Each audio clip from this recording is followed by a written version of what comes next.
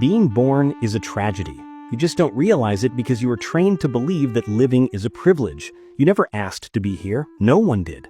One day, two adults, confused, tired, or simply following the script, decided that creating another life sounded like a good idea. And many times, that idea didn't even exist. Many people weren't planned. They were simply the result of pleasure, of a moment, of instinct. That's how you appeared. Not because the world needed you, but because two people wanted to feel good for a few minutes. Without asking you anything, they threw you into a world that is violent, unfair, unpredictable. And today, you're expected to smile, call this a miracle, and one day do the same thing to someone equally innocent. But what if everything you learned is wrong? What if bringing someone into the world is not an act of love, but a disguised act of brutality? There is nothing more manipulative than the romanticization of life. You are born, you cry, you learn how to walk, you go to school, you get bullied, you learn the world is unfair, you work, you get sick, you bury the people you love, and then society still tells you, have a child. That will give your life meaning. And so, the cycle continues. Not because people are evil, but because no one has the courage to admit the truth. Birth isn't a blessing, it's a sentence. That sounds shocking, but the South African philosopher David Benatar says the greatest gift you can give someone is simply to never bring them into existence. In his book, Better Never to Have Been, he argues that suffering is guaranteed, while pleasure is optional. Someone who never existed doesn't miss life. Only those who exist feel pain. You need to ask yourself honestly, do you really want children, or are you just trying to fill a void you don't understand? Are you trying to fix your childhood inside another person? The truth is painful. Many people have children out of fear of loneliness, out of boredom, out of pressure from others, and later regret it, but can't say a word, because saying I regret having a child instantly makes you a monster. This video is about the truth almost no one dares to speak out loud. Having children can be a mistake that cannot be undone. You can quit a job, end a marriage, leave a home, but you can't reverse a birth. So if you want the uncomfortable truth, stripped of all the sugarcoating, stay until the end, because maybe, just maybe, someone is finally saying out loud what the world tried to hide from you forever. You are told that life only gains meaning once you have children. That is the root of the conditioning. Not through logical argument, but applause. A little girl plays with dolls, people tell her she will be a wonderful mother someday. A little boy protects his younger sibling, they tell him he will be a great father. No one asks if he wants to be. No one asks if she's ready. The decision is already made for them by a culture that treats having children as destiny. In society's eyes, someone who doesn't want children is seen as a failure, a mistake, a selfish outsider. Women are pressured by their biological clock, men by the idea of leaving a legacy. And everyone, absolutely everyone, is taught that being a parent is the ultimate mission of life, the grand purpose. Family has become a marketing slogan.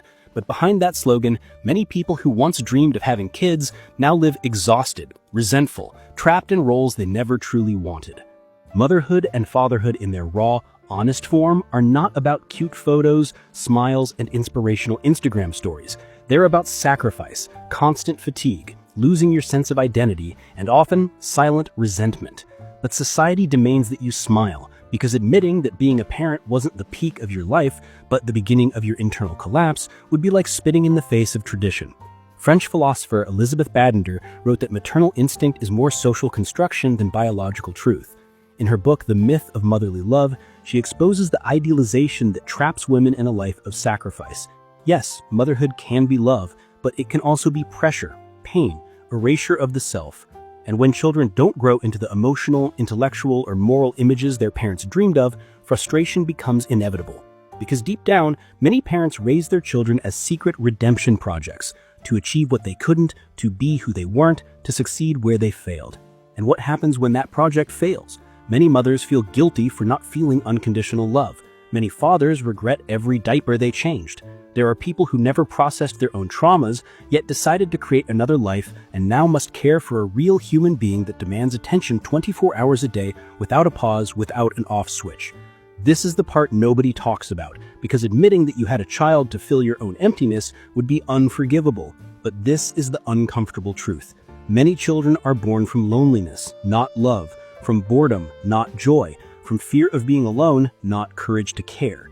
Deep down, the real issue is not wanting children, it's being terrified of not having them. People fear being forgotten. They fear that without children, their lives won't matter. But children are not shields against loneliness, and they shouldn't be forced to carry the weight of giving someone else's life meaning. Ask yourself, do you want a child, or do you want to feel needed? Do you want to raise someone, or do you want to be adored? Do you want to love, or do you want to be saved? The line between love and selfishness in parenting is far thinner than society admits. Having a child is sentencing someone to death, but before death comes decades of confusion, pain, and fear. This is the silent cruelty of life. It begins without consent. You are born into a body that can break, into emotions that can betray you, into a world that does not care, and yet we call it a miracle. Bringing a child into the world is not neutral. It is a decision by others that shapes someone's entire existence, one they never agreed to. You sign a contract on their behalf. They don't get to read it, they don't get to understand it, and they can never cancel it. Do you understand that weight? David Benatar was clear. Bringing someone into existence is always a harm, even under the best conditions. Not because life is always terrible, but because it always contains unavoidable suffering. Pleasure is uncertain, unstable, unpredictable. You cannot guarantee that your child will be happy, but you can guarantee that they will suffer. Anxiety, grief, sickness, heartbreak, loss, existential dread, this is the starter pack of being born. To create a child is to invite someone into a life where pain is guaranteed and joy is not. A child is not just a cute baby in a crib. They are a future adult who will carry trauma, confusion, fear, sadness, no matter how hard you try. They may grow to love you, but they could also grow to hate themselves, or the world, or even you. They might carry depression, lose their identity, feel empty, or live their entire life wishing it would end. And when that happens, you may say, I tried my best. But your best doesn't change the fact that you triggered their existence. Society insists that having children is worth it. But what if it's not? What if the life you create ends up being an endless open wound? What if your child wakes up every day wishing they hadn't been born? Could you handle that possibility? Because it is real. This is not an attack on caring parents. This is a criticism of the impulsive idea that you can just create another life without emotional maturity, without psychological awareness, without any real understanding of what it means. Yet, people call the child-free selfish. But who is truly selfish? The one who avoids creating unnecessary suffering, or the one who forces someone into existence without thinking about the consequences? The phrase, a child is forever, isn't just emotional. It's legal, philosophical, and moral. You cannot undo a birth. You cannot return a child. If you abandon them, if you fail them, if you break them, they are the ones who suffer. The question isn't, do you want a child? The real question is, can you carry the responsibility of being the reason another person suffers, even if you never meant to hurt them? And then people ask, is it worth having a child in 2025? That's like placing a cradle in the middle of a highway and hoping cars will avoid it. We are living in a collapsing world. Climate disaster, extreme inequality, political polarization, artificial intelligence spiraling faster than regulation, wars over water, hunger, displacement.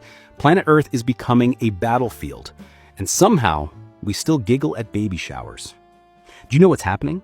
The planet is melting, the oceans are rising, millions of people are fleeing their homes, and society responds with, it will be beautiful to watch your child grow. Grow where? In which ruins? In 2023, the UN Secretary General Antonio Guterres said, the era of global warming has ended. Now we are in the era of global boiling. That wasn't poetry, it was science. In the coming years, millions will be displaced by natural disasters. Children born today will face a climate reality that even their parents can't handle watching on the news. Do you really think you are giving your future child the best by bringing them into this world? The core of environmental antinatalism is simple. Is it ethical to have a child when the future is so unstable that we cannot even plan our own lives? This isn't about distant predictions. It's happening now. Every 10 seconds, a child dies from hunger. More than 400 million children live in conflict zones. 1 in 5 children lives in areas with toxic pollution in the air they breathe daily. This is the present, not the future. This isn't apocalyptic imagination. For the first time, we have scientific certainty about the hole we are falling into. And still, people say, but I want the experience of motherhood. As if a personal dream could erase global reality. In his book, The End of the World is Just the Beginning, Peter Zeihan warns the stability, safety, and predictability of the last decades are gone and they're not coming back. Do you truly want to push someone into this descending spiral just because you dreamed of holding a baby? This is no longer about love or family or instinct. It's about responsibility in the face of collapse. When the topic is the future, a convenient silence takes over, because facing reality requires courage. And courage here means letting go of the desire to reproduce. It means acknowledging the chaos outside and accepting that no matter how much you long to love a child, you cannot guarantee a world where that love will matter. Bringing someone into existence today is a leap into the dark. Worse, it's a leap into an abyss we already know the shape of. The antinatalist argument isn't born from hatred. It's rooted in compassion. Not the glittery Hollywood compassion, but radical love. The kind that refuses to gamble with someone else's well-being. People say suicidal individuals hate life, but maybe those who hate life are the ones who force another person into it without warning. This isn't dramatic exaggeration, it's philosophy. Because the most ignored question in human history is, why create someone when existence inevitably leads to suffering? You might reply, but life also has beauty. Yes, beauty exists, yet suffering is not optional. Pain is the default setting of being alive. Beauty is the exception. David Benatar explains the asymmetry. The absence of suffering is always good, even if no one exists to enjoy that absence. But the absence of pleasure is not bad, unless someone exists to miss it. This completely dismantles the romantic defense of life. It shows the brutal imbalance of existence. Avoiding suffering is always better than risking it just for the chance of pleasure. Life demands constant effort just to stay afloat. Breathing, working, loving, losing, starting over. Living is an endless struggle against collapse. And in the end, the collapse always wins. Disease, aging, death, everyone loses eventually. Having a child means creating someone who will someday lose everything they love, everything they have, everything they are. You only fail to see the cruelty because you are inside the system. But imagine if you could think before existence. If someone asked you before you were born, would you like to participate in an experience where you will suffer, get sick, fail, and die, but you'll also have some nice moments? Would you say yes? You wouldn't, and neither would your future child. But you never ask. You decide for them. Because you wanted to, because you thought it was time, because everyone around you said you should. And when that child grows up, they have no one to blame. They can't return life. They have to play a game they never asked to join. Psychoanalysis has already mapped this tragedy. Children are born as emotional extensions of their parents, as projects of desire, escape from emptiness, attempts at redemption. The child becomes a mirror, a second chance, a reason to keep going. And they grow up with this invisible weight, the responsibility to justify their parents' lives. The Norwegian philosopher Peter Wessel Zapp, another antinatalist thinker, wrote that the tragedy of humans is that we possess too much consciousness to live like animals, yet not enough to live like gods. In other words, human awareness is a curse, too sharp to ignore pain, too weak to escape it. We understand that everything ends, yet we are powerless to change that truth. And still, we keep placing new beings on the stage, forcing them to endure the same torment. You might say, but I love life. But maybe what you call love is just adaptation. Prisoners learn to love their cell. Castaways eventually get used to drinking salt water. Our love for life often isn't proof that life is good, only that we crave survival. Having a child is irreversible. You are creating a being who will someday cry, bleed, lose the ones they love, and beg for relief from suffering. You can decorate this reality with poetry, but you cannot erase it. Pain is certain. Pleasure is a maybe. That's the final argument of antinatalism. The only way to truly protect someone from suffering is not to bring them into existence. Many people don't want a child, they want a second chance. The phrase sounds innocent, yet it hides a deep psychological abyss. When parents say, I want to give my child what I never had, they aren't always talking about love. Sometimes they are really saying, I want to heal my wounds through another person. And that is where a child stops being a person and becomes a project, a shield, a redemption arc, a way to fix what was broken inside the parent. This is the cruel truth. Most of us were raised by people who probably should not have had children. They didn't choose to reproduce out of awareness or deep intention. They did it out of fear, pressure, routine, boredom, or the illusion that it would bring purpose. And now, as adults, many repeat the same story they swore they'd never recreate. Trauma is inherited. It mutates, changes shape, hides behind gestures of love, but it never truly disappears. In The Drama of the Gifted Child, Alice Miller exposes this emotional trap. Often, a child becomes a tool to satisfy their parents' unmet needs. Parents demand gratitude because they sacrificed everything. Mothers suffocate their children because they never found their own identity outside motherhood. Fathers pressure children to succeed because they themselves feel like failures. This is intergenerational trauma, passed quietly from parent to child, womb to womb, silence to silence. Many children are born into an unspoken agreement. I will give you life. In return, you will give my life meaning. It's an unfair trade because the child grows up carrying a mission they never chose. They must become a source of pride, the healing of the father's wounds, the joy that saves the mother from emptiness, the proof that their parents' lives were not a mistake. That is a heavy load for small shoulders. Sartre once said, "Hell is other people." But perhaps the truest hell is being raised by someone who sees you as a solution instead of as a person. The child who can never fail because their mother sacrificed everything. The child who must always smile because if they suffer, the father has failed. This isn't love. It's emotional imprisonment.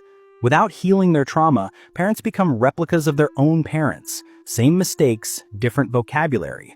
The tone changes, but the wound stays the same. They discipline with modern language but ancient fear.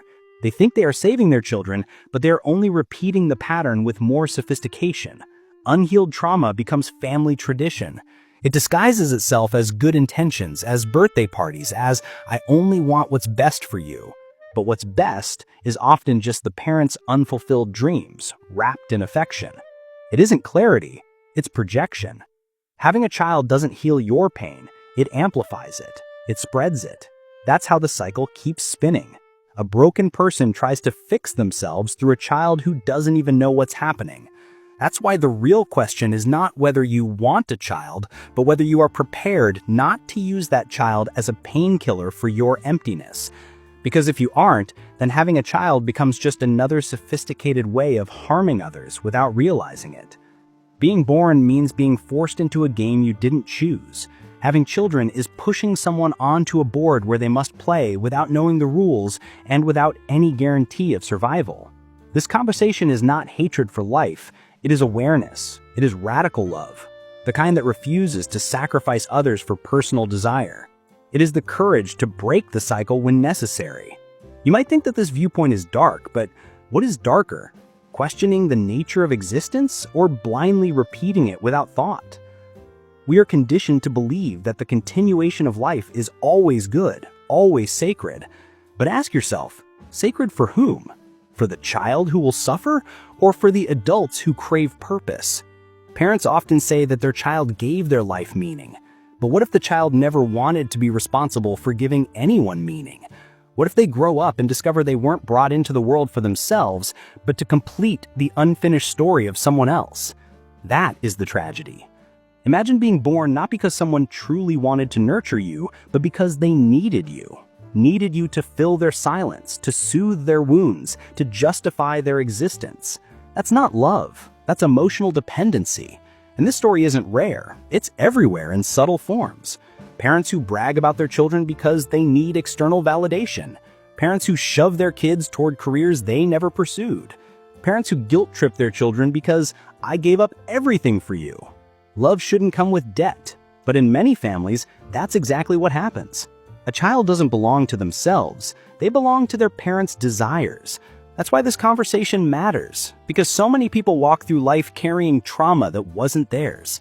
They carry fears they didn't choose. They inherit wounds they never inflicted. And then, when they grow up, they pass those wounds on, often without noticing. We call it tradition. We call it culture. We call it love. But sometimes it's just veiled violence, soft enough to deny, strong enough to ruin. True love requires honesty, and honesty begins with asking, Am I willing to let a child be themselves? Not my bandage, not my legacy, not my savior. Because if the answer is no, then having a child is not an act of love, it is self-preservation dressed as generosity. You place a child into a life where they must fight to understand why they were brought here in the first place. You might tell them that life is beautiful, that everything happens for a reason, that they are special. But those are stories we invent to make the pain feel lighter. Because beneath every comforting sentence lies a simple truth. They never agreed to any of this. The existential weight of life is something every human must face alone. A child eventually discovers that the world can be cruel, indifferent, chaotic. They learn that no matter how deeply they love, everything can be lost. They realize that joy is temporary and suffering inevitable, that every smile carries the shadow of an ending. And all of this began not by choice, but by someone else's decision. Life always ends in loss. You can shield a child from storms for a while, but not forever. Sickness, heartbreak, loneliness, death, these are the laws of existence. To have a child is to guarantee that they will one day face these truths. We pretend that this is fine because we were trained to believe that the good moments justify everything. But if you could choose before being born, would you really accept decades of suffering in exchange for a few memories of joy? That's the logic no one wants to question, because questioning it means confronting the uncomfortable truth. We justify reproduction only because we are already trapped here. We are like players forced into a game, defending the game because we have no exit. From the outside, before birth, the deal would look absurd. Do you want to experience unbearable pain, face loss over and over, grow old, get sick, die, and maybe you'll have a few beautiful moments along the way? No one would accept those terms. Life is a contract that only makes sense once you're trapped inside it. And this is why antinatalism insists. The only real way to protect someone from suffering is never to create them. But society doesn't see it that way. Instead, it tells you that refusing to have children is selfish. But think about it. Who is acting for themselves? The one who gives life because they want meaning, family, legacy, or the one who refuses to create suffering they cannot prevent? Loving someone means wishing them safety. The only guaranteed safety is non-existence. In that sense, antinatalism is not pessimism, it is compassion in its purest, most logical form. Breaking the cycle requires courage. It requires someone to look honestly at life and say, I will not continue this because I understand the cost. It is not about rejecting children, it is about respecting what existence demands. Anyone can make a child. Very few can truly understand what that means. And yet society celebrates reproduction as the highest form of love. But what if the highest form of love is restraint? What if true love is choosing not to gamble with someone else's fate? We admire people who protect others from harm, but we ignore the harm built into existence itself. We praise saving one life while celebrating the creation of countless new ones, each destined for suffering. Why is preventing harm heroic only after someone exists? Why not before? The harsh truth is that being born means carrying an unavoidable burden. The body can break, the mind can torment, the world can destroy, and no amount of love can change that. Parents can try their best, but they cannot control the universe. They cannot protect their children from heartbreak, disease, accidents, natural disasters, aging. They cannot protect them from themselves, from fear, doubt, despair. At best, they guide. At worst, they harm. Most of the time, they do both. We often call life a gift, but a gift can be returned. Life cannot. A gift should bring joy, not mandatory suffering. If someone gave you a present that guaranteed moments of pleasure but guaranteed suffering far greater and completely unavoidable, would you still call it a gift? Or would you call it a curse wrapped in sentimental language? Once you see existence clearly, having a child becomes an act that demands justification, not celebration. If you choose to create life, you must ask yourself, why am I doing this? Is it for the child or for me? Can I promise them a life without deep suffering? Can I promise them safety, happiness, meaning? And if the answer is no, what gives me the right to decide for them? The honest answer is that no one has that right, yet we exercise it every day. We place our dreams onto lives we haven't met. We imagine happy futures for children who will face realities we cannot predict. We call it hope, but hope is not protection. Hope is not consent. People say, but having children is natural. Nature also creates disease, predators, death. Nature doesn't care. Using nature to justify reproduction is like using the ocean to justify drowning. Something being natural doesn't make it good. We are conscious beings. We question everything except the act of reproduction. We ask for consent in every intimate part of life except the most important one, existence. No one ever had the chance to say yes. To be born is to be forced. Some say suffering makes us stronger, but a child never asked to become strong. A child never asked for character development. A child never asked to learn through pain. That is the romantic lie we tell ourselves to make the trauma bearable. And when children grow into adults, they repeat the same story. Because if they don't, they must face the truth that they were placed into a life they never agreed to live. That is why this reflection is so rare. It threatens the foundation of everything we were taught. Still, the message is not despair. It is clarity. It asks us to be honest about what life is and what we demand of others when we create it. It invites us to imagine a world where people pause before becoming parents, where they consider the weight of existence before passing it on. Some will choose to have children anyway, some will not. The purpose isn't to control, it's to awaken. Because true love does not impose, true love does not demand. True love does not gamble with another's life for fulfillment. True love chooses responsibility over desire. And sometimes, the most loving choice is the one that prevents suffering before it begins. If this message stirred you, challenged you, or gave you clarity, understand this. Simply thinking about it already breaks the cycle. Reflecting deeply is an act of courage. Sharing these ideas is a form of compassion. And supporting voices that question the unquestionable helps keep the conversation alive. This space exists for those who think, feel, and dare to question. It only continues because of you. Listening, reflecting, engaging. Thank you, truly, for being here.